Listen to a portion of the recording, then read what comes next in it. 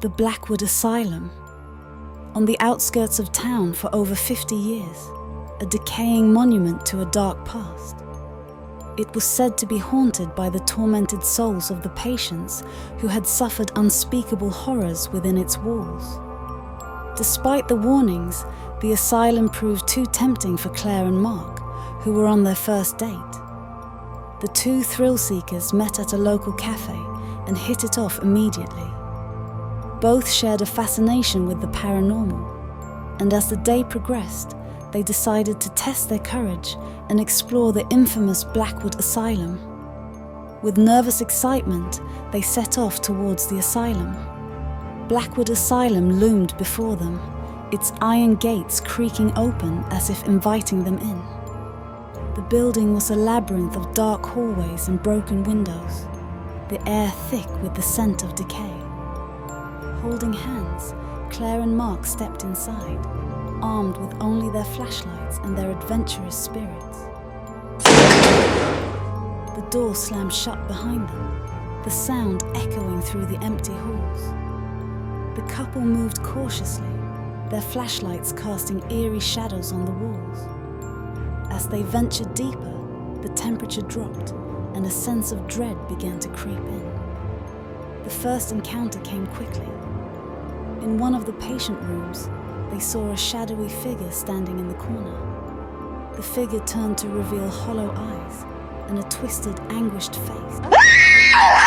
Claire screamed, and the figure vanished, leaving behind an icy chill. As they continued, they heard whispers and felt unseen hands brush against them. Mark's flashlight flickered, and when the light steadied, they saw ghostly figures lining the hallway, their faces contorted in pain. The apparitions seemed to reach out, their whispers growing louder and more insistent. Panicking, Claire and Mark ran down the hall, but the asylum's layout seemed to shift and change, trapping them in a never-ending maze. They stumbled upon an old room where something was hanging on the ceiling. As they continued to explore, they saw more entities and stains on walls saying, "Get out." Every time they explore, they come back to the same room where the ceiling grows, and when they tried to run away, they were sent back to the same room with an unknown creature grown out of nowhere. Fear and confusion overwhelmed Claire and Mark.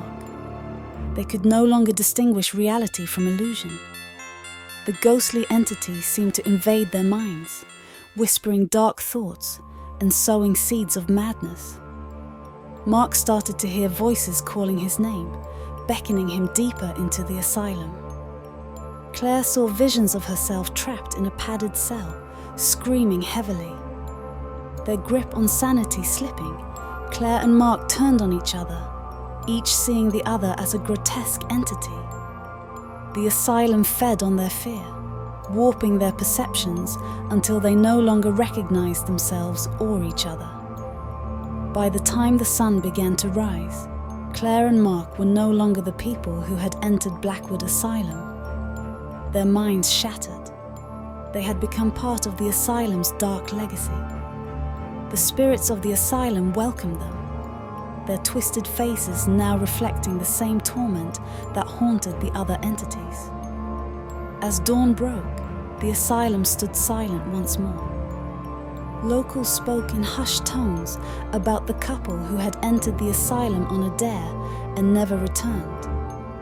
Some claimed to hear their anguished whispers on windy nights, while others swore they had seen their ghostly figures through the broken windows. The building remained a beacon for thrill-seekers and ghost hunters, but few dared to venture inside and never returned to tell the story. As you lay in bed tonight, remember, some places are haunted not just by the past, but by those who seek to uncover its secrets. The next time you dare to tempt the darkness, you might just become part of it.